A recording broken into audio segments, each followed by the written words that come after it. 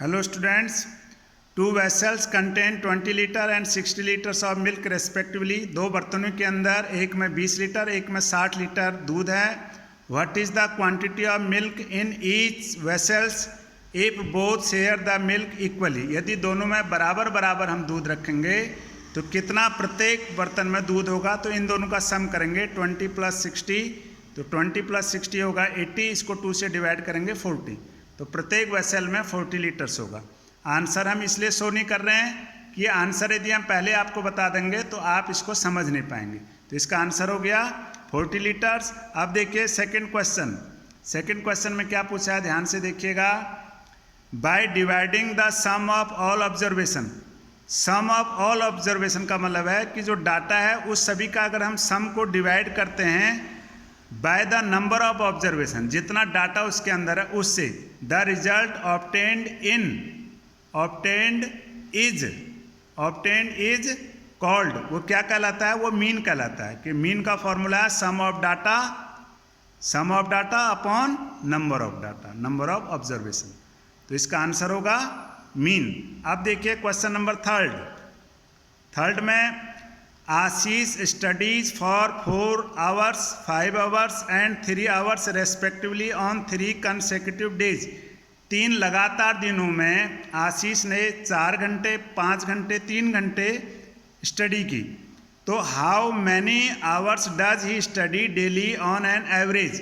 Average निकालना है जिसको हम मीन बोलते हैं। तो इसके लिए क्या करेंगे, इन तीनों का सम करेंगे। 4 + 5 + 3 अपॉन में 3 डेज हैं, तो 5 और 4 9 और 3 12 अपॉन 3 से 12 को डिवाइड करेंगे 4। तो इसका जो एवरेज आएगा वो आएगा 4 आवर्स। अब देखिए आगे क्वेश्चन नंबर 4। क्वेश्चन नंबर 4 में क्या लिखा है, the number between 1/2 and 1/4 is. इन दोनों के बीच की संख्या क्या होगी। जिस प्रकार 3 और 4, मान लीजिए एक संख्या है 3, एक है 5, इन दोनों के बीच का हमें संख्या निकालनी है। बीच की संख्या 4 है। कैसे आएगा, इन दोनों का सम करेंगे और डिवाइड बाय 2। 5 और 3 8 को 2 से डिवाइड करेंगे तो आएगा 4। ठीक इसी प्रकार हम इन दोनों का सम करेंगे और उसका हाफ कर देंगे, आधा। तो 1/2 + 1/4, इसका हाफ करेंगे। बाहर 1/2 लिख दिया हमने। 1/2, 2 और 4 का एलसीएम होगा 4।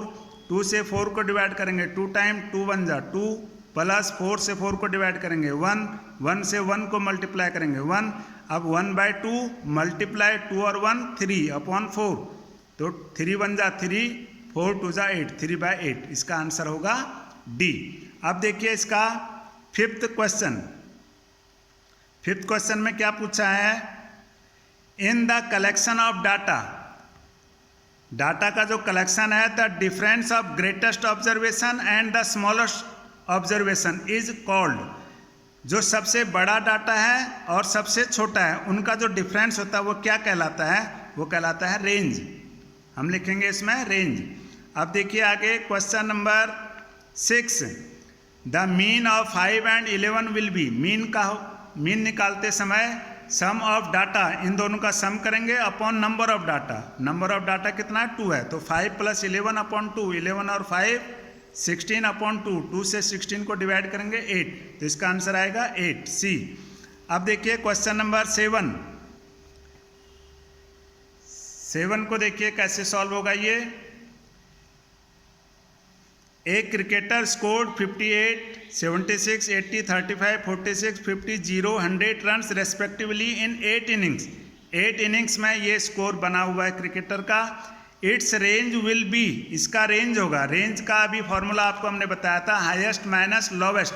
तो हाईएस्ट मार्क्स इसमें कितने हैं, 100 हैं, और लोवेस्ट सबसे कम है 0। तो इन दोनों का जो डिफरेंस होगा वो रेंज कहलाएगा। तो 100 - 0 100, तो इसका आंसर होगा D.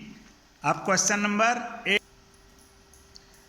The mean of first 3 whole number will be. Mean निकालते समय sum of data upon number of data. Number of data है 3, तो 3 होल नंबर होंगे फर्स्ट वाले, 0 + 1 + 2, तो 2 और 1 3 और 0 3 अपॉन 3 से 3 को डिवाइड करेंगे 1, तो इसका बी ऑप्शन इसका राइट आंसर है।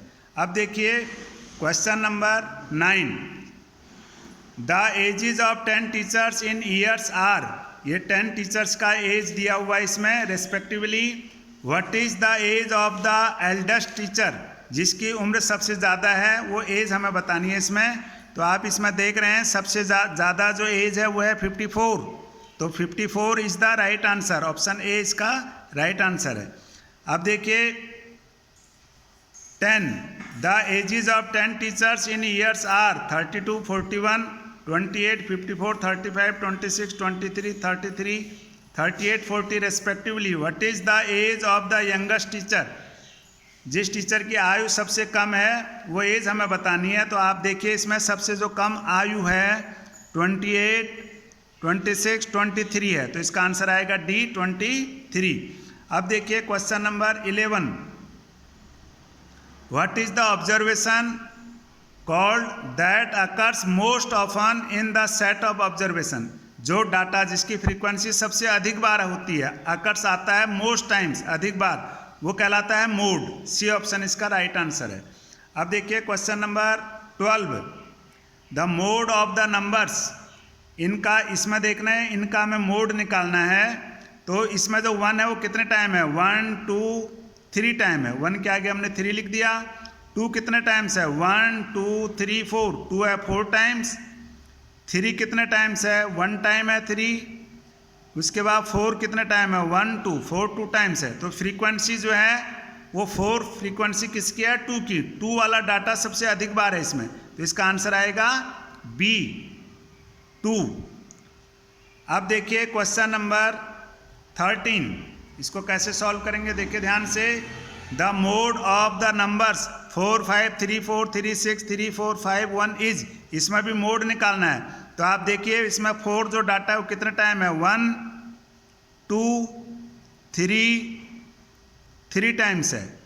4 के बाद 5 डाटा कितने टाइम है, 1, 2, 5 जो है वो 2 टाइम्स है। 3 है 1, 2, 3 है 3 टाइम्स, और 1 है 1 टाइम्स। आप देख रहे हैं इसमें 4 and 3 की जो फ्रीक्वेंसी है वो 3 बार है। 4 भी 3 टाइम्स है इसमें, 3 भी 3 टाइम्स है, तो 4 और 3 इसका मोड होगा। 4 and 3, ये 3 and 4, सी वाला ऑप्शन। क्वेश्चन नंबर देखिए अब आगे 14, इसको कैसे सॉल्व करेंगे ध्यान से देखिए।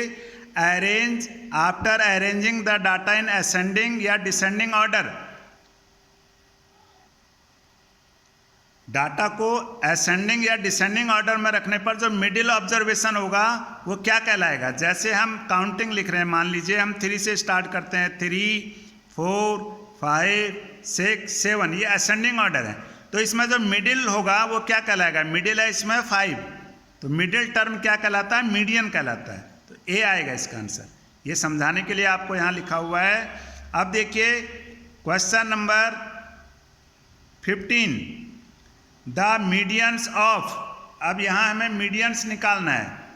कौन से डाटा का, ये डाटा है 0, 1, 2, 3, 4, ये सभी असेंडिंग ऑर्डर में है। तो टोटल डाटा कितना है, 1, 2, 3, 4, 5। यहाँ नंबर ऑफ डाटा है 5 प्लस 1 करेंगे अपॉन में 2 करेंगे, क्योंकि 5 जो है ये ऑड नंबर से 2 से डिवाइड नहीं होता। 5 और 1 हो जाएगा 6 अपॉन 2, तो ये जो थर्ड टर्म होगा वो इसका मीन होगा। तो पहला, दूसरा, तीसरा क्या आएगा, थर्ड में 2, तो 2 इसका आंसर होगा बी ऑप्शन। अब देखिए question number 16, on tossing a coin once the probability of getting a head will be, तो कॉइन के अंदर हेड और टेल होते हैं, दोनों एक ही बार है, एक साइड में हेड है एक बार में टेल है, तो ये आएगा 1/2, इसका आंसर होगा 1/2। ये 16 क्वेश्चन आपका कंप्लीट हो चुके हैं। अब देखिए question number 17, on throwing die the probability of getting an even numbers will be. आप देख रहे हैं जो डाई के अंदर जो इवन नंबर होते हैं, सम संख्याएं, वो होती हैं 2, 4, 6, 1, 3, 5 जो है वो ऑड नंबर्स हैं। तो ये 3 टाइम्स है, तो 3 टाइम्स है, तो ये 3 टाइम्स आ सकते हैं। टोटल कितने होते हैं डाई के अंदर, 6। तो इसको हम सिंप्लीफाई करेंगे, 3 1 जा 3, 3 2 जा 6, तो 1/2 आएगा इसका आंसर, सी ऑप्शन। इसी प्रकार आप देखिए इसका क्वेश्चन नंबर 18 में पूछा है on throwing a die the probability of getting an odd numbers will be, odd numbers इसके अंदर होते हैं डाई के अंदर 1, 3, 5, तो ये भी 3 नंबर्स हो गए, टोटल नंबर्स होते हैं उसमें 6, इसको सिंप्लीफाई करेंगे 3 1 जा 3, 3 2 जा 6, 1/2, इसका भी आंसर सी होगा 1/2। अब देखिएगा question number 19, the probability of an impossible event is, impossible असंभव, असंभव अगर कोई चीज़ है तो उसकी प्रोबेबिलिटी होगी 0, ए ऑप्शन इसका आंसर होगा। अब देखिए question number 20, the probability of A sure event is, sure का मतलब कि होना ही होना इवेंट, तो उसकी जो प्रोबेबिलिटी है तो उसको हम लिखेंगे 1, एक बार तो अवश्य होगा तो लिखेंगे हाफ नहीं होता, 1/4 नहीं होता, 0 नहीं होता, क्योंकि श्योर है अवश्य होगा, तो इसका आंसर आएगा डी।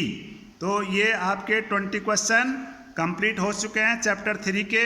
आप इस वीडियो को लाइक कीजिए, शेयर कीजिए, सब्सक्राइब कीजिए। फिर मिलते हैं अगली वीडियो में। Thanks for watching.